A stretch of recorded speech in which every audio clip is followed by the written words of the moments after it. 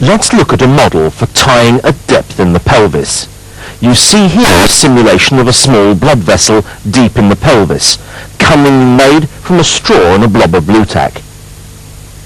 Take your suture material in the tip of a hemostat and pass it round the blood vessel, taking great care not to exert any tension. Bring the suture material out of the pelvis, tie and snug that down using the index finger. Again, exert no tension on the vessel itself, but tie against counter pressure from the index finger. Then tie a further throw outside the body, snugging it down with the index finger and tightening it by counter traction against the finger. Do a third throw for security and snug it down.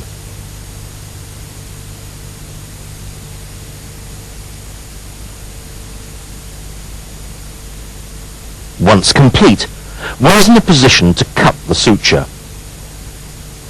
Ensure that no tension is actually placed on the vessel itself at any time. You will be provided on your jig with a small glass pot which has a screw in the base of it. Use the same technique as has been demonstrated to tie at depth within this pot.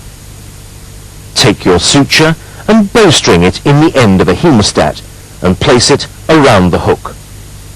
Withdraw out into the open and you're in a position to tie your first throw.